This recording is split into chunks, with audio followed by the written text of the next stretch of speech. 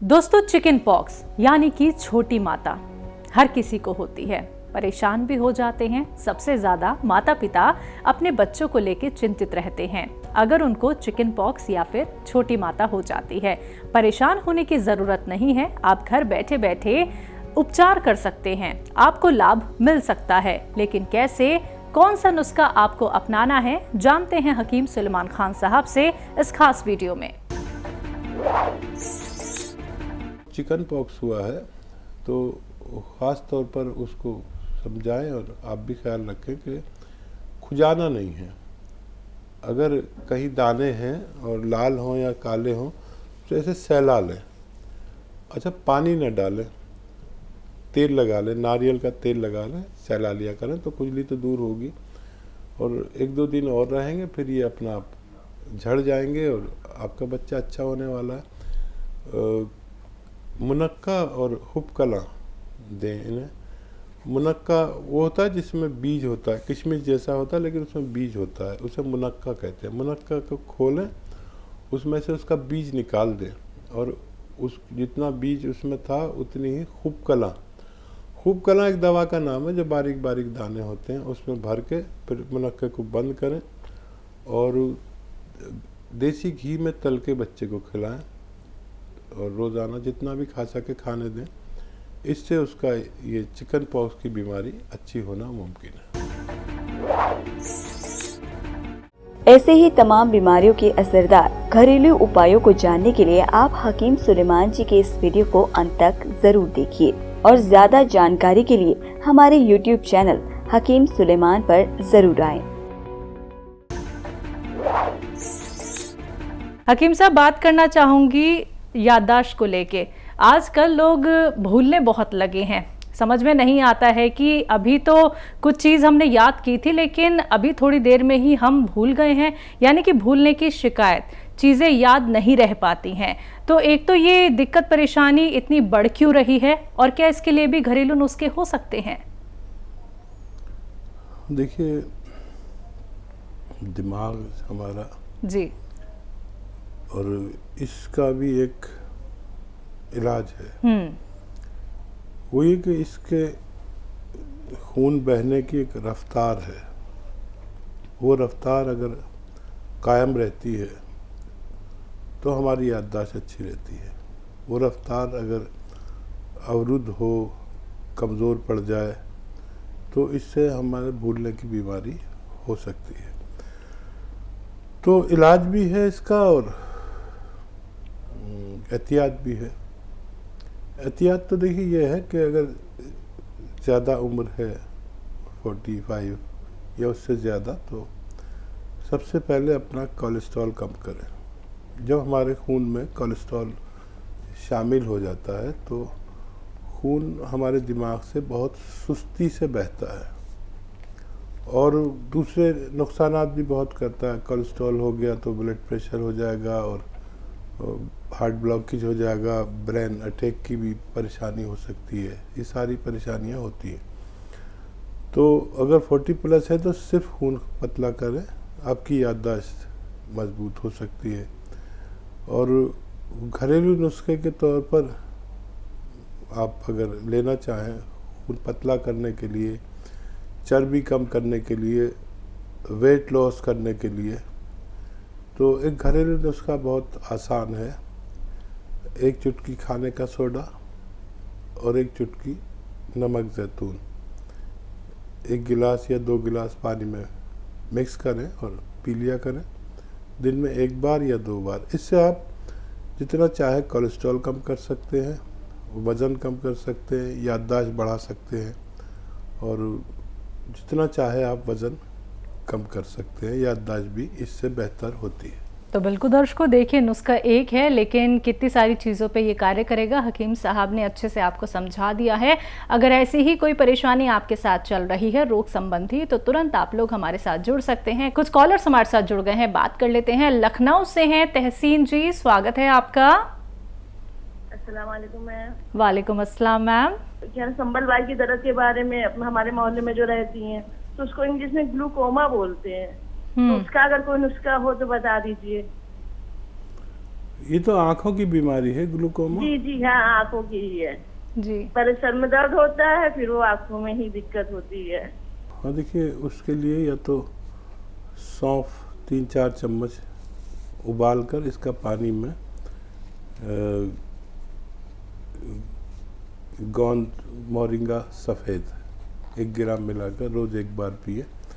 गाजरों के ज़माने में गाजर के जूस में मिलाकर पिए, तो इससे कुछ रिलीफ उनको मिल सकता है। दिल्ली से हैं ऋतु जी, स्वागत है आपका।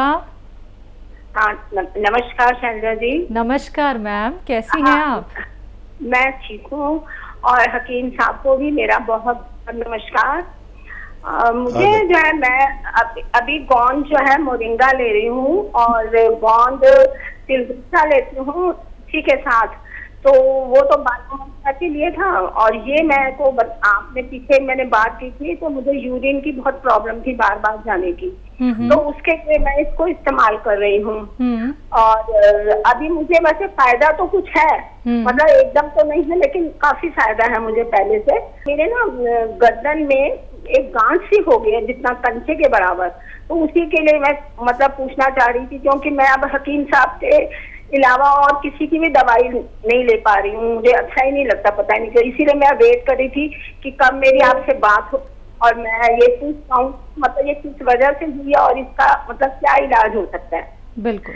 एक मेरा बच्चा है 16 साल का जी। उसको मतलब एक तो अस्थमा की प्रॉब्लम है, उसके लिए तो मैंने उसको मार्गूम आर केयर के लिए बता दिया है, लेकिन उसको ना आई साइड भी उसकी काफी वीक है, तो इसीलिए वो गाजर का जूस वगैरह नहीं ले सकता, क्योंकि उसको ठंड से एकदम उसकी चेस्ट ब्लॉक हो जाती है। तो उसके लिए भी कुछ बताइए कि मतलब उसको क्या दिया जाए। उसका -5 के करीब है उसका, तो आगे ना बढ़े बच्चे का, और इसीलिए बस ये मेरे सवाल थे।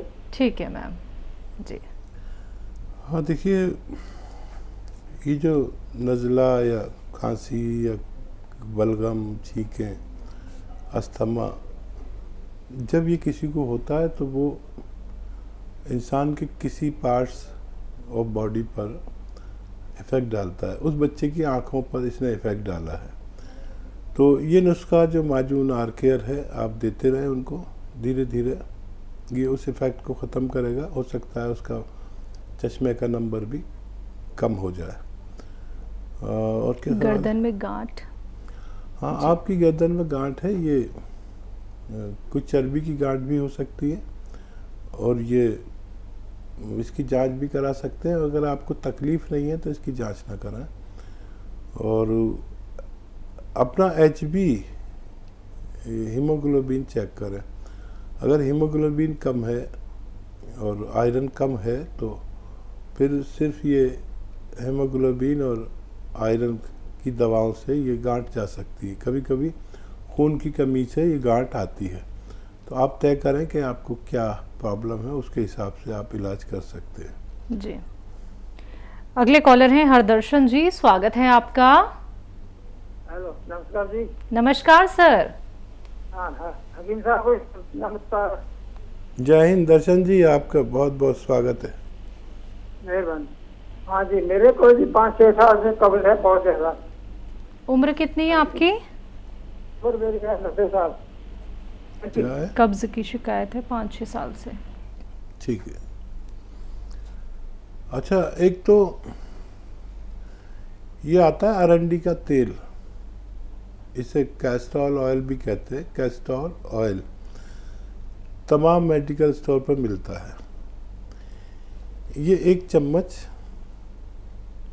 गरम दूध में डालकर इसे पी लिया करें, दिन में 1 बार या 2 बार भी ले सकते हैं। सबसे पहले तो ये इलाज करें, इसी से फ़ायदा हो जाए तो फिर कुछ इलाज की ज़रूरत नहीं है। नहीं तो एक और नुस्खा बता रहा हूँ मैं। देखिए, सौंफ, आप जानते ही हैं ये सारी चीज़ें जो बताने जा रहा हूँ।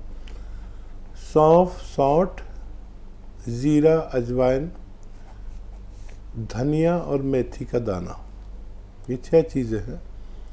सौंफ, सौंठ, ज़ीरा, अजवाइन, धनिया और मेथी का दाना, ये 6 चीज़ों का 100-100 ग्राम लेकर पाउडर बना लें, चूरन बना लें, सफ़ूफ बना लें, और ये खाना कैसे है, 1 चम्मच खाना है। और एक आता है नमक जैतून।